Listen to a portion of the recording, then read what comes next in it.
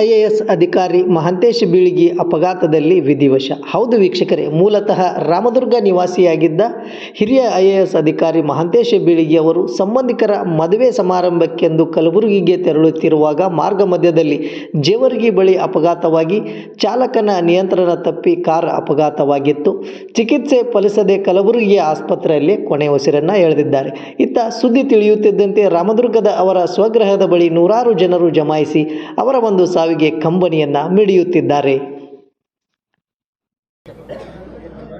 Sir, Mahantesh Bilagi ಮತ್ತು ತಮ್ಮ ಒಡನಾಟ ಯಾವ ರೀತಿ?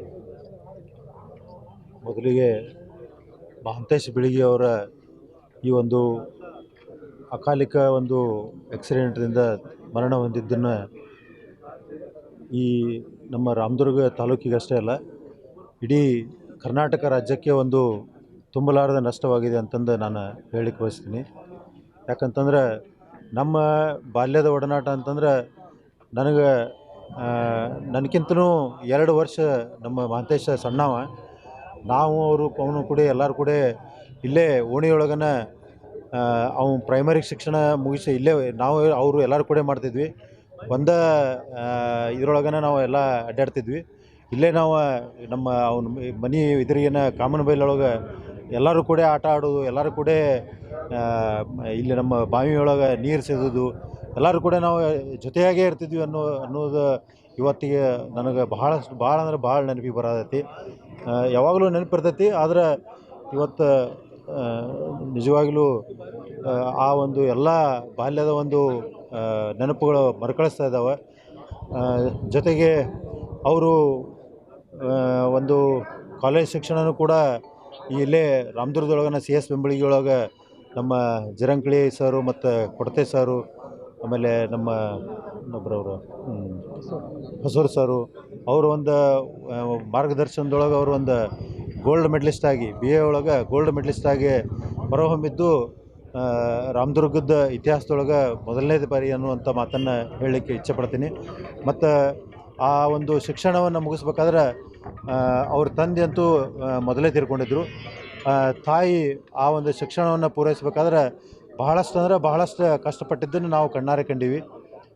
ಯಾಕಂದ್ರೆ ಅವರ ನೇಕಾರಪೇಟೆಗೆ ಹೋಗಿ ನೂಲು ತೊಗೊಂಬಂದು ಅದನ್ನು ನೂಲು ಸುತ್ತಿ ಅದರಿಂದ ಬಂದಂಥ ಹಣದಿಂದ ಒಂದು ಮಹಾಂತೇಶನ ಶಿಕ್ಷಣ ಇದನ್ನು ಪೂರೈಸಿದ್ಲು.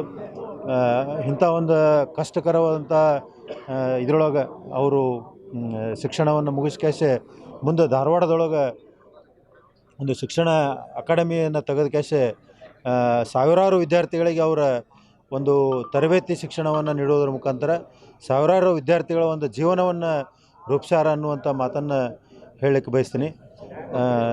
ಅದಕ್ಕೆ ನಾನು ಅವರ ಒಂದು ಎಲ್ಲ ಮಿತ್ರರಿಗೂ ಮತ್ತು ಕುಟುಂಬಕ್ಕೂ ತುಂಬಲಾರದಂಥ ನಷ್ಟ ಆಗೈತಿ. ಆ ನಷ್ಟವನ್ನು ಭಗವಂತ ಎಲ್ಲರಿಗೂ ತುಂಬಲಿ ಅನ್ನುವಂಥ ಮಾತನ್ನು. ಮೃತರ ಅಂತ್ಯ ಸಂಸ್ಕಾರ ಇಲ್ಲೇ ರಾಮದುರ್ಗದೊಳಗೆ ನಡೀತೈತಿ. ಅವರ ತೋಟದೊಳಗನ ನಡೆಸ್ತೀವಿ. ಹೋದ ವರ್ಷ ಅವರ ತಾಯಿಯವರು ತೀರ್ಕೊಂಡಿದ್ರಲ್ಲ, ಅಲ್ಲೇನು ಇದನ್ನು ಮಾಡಿದ್ವಿ, ಅದ್ರ ಬಾಜುಕನ ಇಲ್ಲೂ ಅವ್ರದ್ದು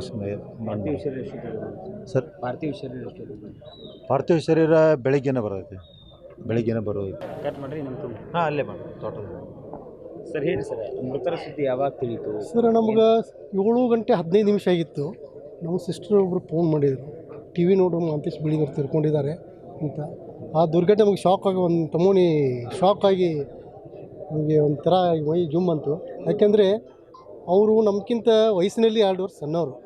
51 ನಾವು ಕಾಲೇಜ್ನಲ್ಲಿ ನಾವು ಡಿಗ್ರಿಗಿದ್ದಾಗ ಅವರು ಇದನ್ನೆಲ್ಲ ಮಾಡ್ತಿದ್ದರು.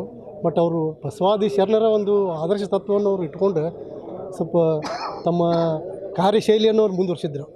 ಯಾವುದೇ ಒಂದು ಇದಿರಲಿ, ಒಂದು ಯಾರ್ದಾರು ಕೆಲಸ ಇರಲಿ, ಏನೋ ಇರಲಿ, ಏನು ಟಚ್ ಆದರೆ ಫೋನ್ ಹಚ್ಚಿದ್ರು, ಯಾಕೆ ಸಿಟಿಗೆ ಆಗ್ತಿಲ್ಲ ಸರ್. ಅವ್ರದ್ರಿಂದ ಅಗದಿ ಎಲ್ಲರೂ ಆತ್ಮೀಯ ಇದ್ದರು, ಮತ್ತು ನಮ್ಮ ಜೊತೆನೂ ಆತ್ಮೀಯ ಇದ್ದರು. ಯಾಕಂದರೆ ಅವ್ರ ತಾಯಿಯವ್ರ ಒಡನಾಟ, ನಮ್ಮ ತಾಯಿಯವ್ರ ಒಡನಾಟ ಅಗದಿ ಇದಿತ್ತು ಇಲ್ಲಿದ್ದಾಗ. ಅವರು ಬಡತನವನ್ನು ಸ್ಟ್ರಗಲ್ ಮಾಡಿ ಮುಂದೆ ಮೇಲೆ ಬಂದವರು. ಇವತ್ತು ರಾಮದುರ್ಗ ಬಂದಿದ್ರು, ಇವತ್ತು ಬಂದಿರಂತ.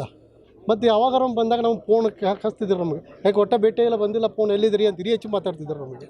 ಒಂದು ಫಂಕ್ಷನ್ದಲ್ಲಿ ಭೇಟಿ ಆದಾಗ ಇಲ್ಲಿ ಒಂದಲ್ಲಿ ನಾವು ದೂರ ಹೋಗಿದ್ದೆ, ನನ್ನ ಕರೆದೇ ಬರ್ರಿ ಸಾಕರ್ ಬಂದು ಕರಿ ಅವನು ಎಲ್ಲಿ ಹೊಂಟ ನೋಡಿ ಅಂತೇಳಿ ಕರೆದಾಗದೆ ಆತ್ಮೀಯ ಹೆಗಲ ಮೇಲೆ ಫೋಟೋ ಇಟ್ಕೊಂಡು ಎಲ್ಲ ಇದು ಮಾಡ್ತಿದ್ರು, ಎಲ್ಲರೊಂದಿಗೂ ಇರ್ತಿದ್ರು. ಬಟ್ ಅವರೊಂದು ತತ್ವನ ಇಸ್ಕೊಂಡ್ರು, ಬಸವಣ್ಣವ್ರ ತತ್ವನ ಭಾಳ ಅಳವಡಿಸ್ಕೊಂಡಿದ್ರು ಅವರು.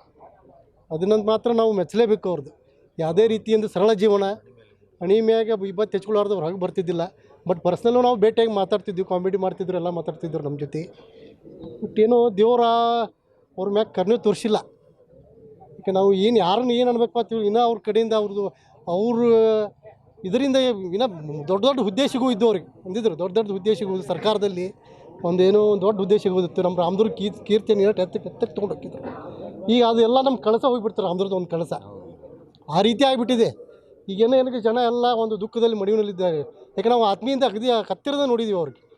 ಮಗ ನನಗೆ ಯಾವಾಗ ಭೇಟಿ ಆದ್ರೆ ನಮ್ಮ ತಾಯಿಯವರು ಒಡನಾಟ ಮ್ಯಾಗ ಅನ್ನೋಕ್ಕಾಗ್ತಿದ್ರು. ನಿಮ್ಮ ತಾಯಿಯವರು ಅಂತೇಳಿ ಅಲ್ಲಿ ಬಂದು ಕೊಟ್ಟು ನಿಮ್ಮ ಮನೆಗೆ ಬಂದು ಕೊಡ್ತಿದ್ರು ಪ್ಯಾಟಿಗೆ ಬರೋ ಅಂತೇಳಿ. ಅಷ್ಟು ಅನ್ಯೋನ್ಯವಾಗಿತ್ತು ಹಳೆ ಸಂಬಂಧವನ್ನು. ಹಳೆ ನೆನಪು ಅಂದ್ರೆ ನನಗೆ ಅಗದಿ ಖುಷಿ ಆಗ್ತೈತೆ ಅಂತಿದ್ರು. ಆ ಟೈಪ್ ಅವರು ಒಂದು ಶೈಲಿ ನಡೆಸಿದ್ರು. ದೇವರು ಅವ್ರ ದುಃಖಕ್ಕೆ, ದೇವರು ಅವರ ಸಾವಿಗೆ ನಾವು ಭಾಳ ದುಃಖ ಆಗಿವು.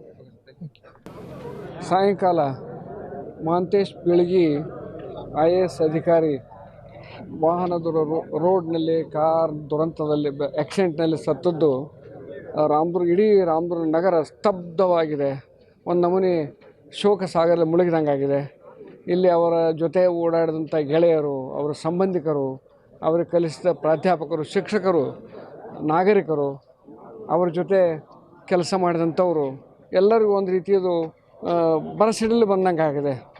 ಯಾಕಂದರೆ ಈಗ ಇನ್ನೂ ವಯಸ್ಸು ಅವ್ರದ್ದು 52, ಇನ್ನೂ ಸಾಕಷ್ಟು ದೀರ್ಘವಾದ ಒಂದು ಸೇವೆಯನ್ನು ಮಾಡಬೇಕಾದ ಅವಧಿ ವಯಸ್ಸಿತ್ತವರಿಗೆ. ನಂತರ ಅನೇಕ ಜನ ಯುವಕರಿಗೆ ಮಾರ್ಗದರ್ಶನವನ್ನು KS IASಗಳಿಗೆ ಕೋಚಿಂಗ್ ಸೆಂಟರ್ನಲ್ಲಿ ಕೊಟ್ಟಿದ್ದಾರೆ. ಮತ್ತು ಅವರೆಲ್ಲರಿಗೂ ಒಮ್ಮೆಲೆ ಇದು ನಂಬಲಿಕ್ಕೆ ಆಗದ, ನಂಬಲೇಬೇಕಾದಂಥ ಒಂದು ದುಃಖಕರ ಸಂಗತಿಯಾಗಿದೆ. ಮೊದಲಿನಿಂದಲೂ ಆತ ಕಠಿಣ ಪರಿಶ್ರಮದ ಜೀವಿ. ಅವನು ಬಂಗಾರದ ಪದಕವನ್ನು ಪಡಿಬೇಕಾದ್ರೆ, ಬದುಕು ಬಂಗಾರವಾಗಬೇಕಾದ್ರೆ ಸುಮ್ಮನೆ ಆಗೋದಿಲ್ಲ. ಅದು ಮಣ್ಣಿನಿಂದ ಹೇಗೆ ಚಿನ್ನವನ್ನು ತೆಗಿತಾರೆ ಹಾಗೆ ಕಷ್ಟಪಟ್ಟು ಪರಿಶ್ರಮಪಟ್ಟು ಹಗಲು ರಾತ್ರಿ ವ್ಯತ್ಯಾಸ ಇಲ್ಲದೆ ಗಡಿಯಾರದಂತೆ ಅಭ್ಯಾಸ ಮಾಡಿ ಕ್ಲಾಸ್ಗೆ ಅಟೆಂಡ್ ಆಗಿ ಕೋಚಿಂಗ್ ಕ್ಲಾಸ್ ತೆಗೆದುಕೊಂಡು ಸತತ ನಿದ್ದೆಯನ್ನು ವಿಶ್ರಾಂತಿಯನ್ನು ತ್ಯಾಗ ಮಾಡಿ ಒಂದು ಉನ್ನತವಾದಂಥ ಒಂದು ಕರ್ನಾಟಕ ವಿಶ್ವವಿದ್ಯಾಲಯದ ಪರೀಕ್ಷೆಯಲ್ಲಿ BA ಪರೀಕ್ಷೆಯಲ್ಲಿ ಸುವರ್ಣ ಪದಕವನ್ನು ಸಮಾಜಶಾಸ್ತ್ರ ವಿಷಯದಲ್ಲಿ ತೆಗೆದುಕೊಂಡವರು. ಆಮೇಲೆ ಅರ್ಥಶಾಸ್ತ್ರ ವಿಷಯ ತೆಗೆದುಕೊಂಡು MAಕ್ಕೆ ಹೋಗಬೇಕಾದಂಥ ಅಪೇಕ್ಷೆಪಟ್ಟಂಥ ಮಹಾಂತೇಶ್ ಅವರಿಗೆ ಕೊನೆ ದಿನಾಂಕದೊಳಗಾಗಿ ಫೀ ತುಂಬದ್ದಕ್ಕಾಗಿ ಅಥವಾ ಅಪಿಯರ್ ಆಗದಿದ್ದಕ್ಕಾಗಿ ಸೀಟ್ ಸಿಗಲಿಲ್ಲ. ಆಮೇಲೆ ಆವಾಗ ನಾನು ಅಲ್ಲಿ ಡಾಕ್ಟರ್ ಹಿರೇಮಠ ಅಂತಿದ್ರು, ಅವರಿಗೆ ಭೇಟಿಯಾಗಿ ಮಹಾಂತೇಶ್ ಜೊತೆ ಭೇಟಿಯಾಗಿ ಕೇಳಿದ್ವಿ. ದಿನಾಂಕ ಮುಗಿದು ಏನು ಮಾಡೋಕ್ಕೆ ಬರೋದಿಲ್ಲ ಅಂತ ಹೇಳಿದ್ರು. ಅವರು ಒಂದು ದುರ್ದೈವ ಅದು ಎಕನಾಮಿಕ್ಸ್ ಡಿಪಾರ್ಟ್ಮೆಂಟದ್ದು. ಯಾಕಂದ್ರೆ ಇಂಥ ಪ್ರತಿಭಾವಂತ ವಿದ್ಯಾರ್ಥಿಗೆ ಸೀಟ್ ಕೊಟ್ಟಿದ್ರೆ ಒಳ್ಳೆಯದಾಗ್ತಿತ್ತು. ಮುಂದೆ ಅವರು ಇಂಗ್ಲೀಷ್ ಡಿಪಾರ್ಟ್ಮೆಂಟ್ ಸೇರಿದರು ಚಂದ್ರಶೇಖರ್ ಪಾಟೀಲ್ ಅವ್ರ ಮಾರ್ಗದರ್ಶನದಲ್ಲಿ. ನಂತರ ಅವ್ರು ಪ್ರಾಧಿಕಾರಕ್ಕೆ ಹೋದ್ಮೇಲೆ ಡಾಕ್ಟರ್ ಗಿರಡ್ಡಿ ಗೋವಿಂದರಾಜ್ ಅವರ ಮಾರ್ಗದರ್ಶನದಲ್ಲಿ MA ಇಂಗ್ಲೀಷ್ ಮುಗಿಸಿದರು. ಕರ್ನಾಟಕ ವಿಶ್ವವಿದ್ಯಾಲಯ, ಆವಾಗ ಉತ್ತರ ಕರ್ನಾಟಕ 7 ಜಿಲ್ಲೆಗಳ ವ್ಯಾಪ್ತಿಯನ್ನು ಹೊಂದಿದ್ದ ಒಂದು ವಿಶ್ವವಿದ್ಯಾಲಯ.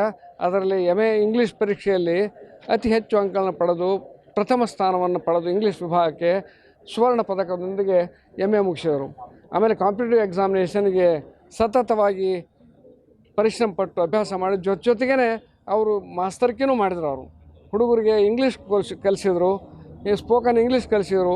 ಎಷ್ಟೋ ಜನ ಧಾರವಾಡದಲ್ಲಿಯ ಅಧಿಕಾರಿಗಳು ಇಂಗ್ಲೀಷ್ ಮಾತನಾಡೋದನ್ನು ಅವರ ಬಳಿಯಲ್ಲಿ ಬಂದು ಕಲಿತ್ಕೊಂಡ್ರು. ಇಂಗ್ಲೀಷ್ ವಿಷಯ ಸಾಹಿತ್ಯ ಗೊತ್ತಿರ್ಬೋದು, ಪರಂತು ಮಾತನಾಡೋದೇನಿದಿಲ್ಲ, ಅದು ಕಲೆನೇ ಬೇರೆ, ಬರವಣಿಗೆ ಕಲೆನೇ ಬೇರೆ.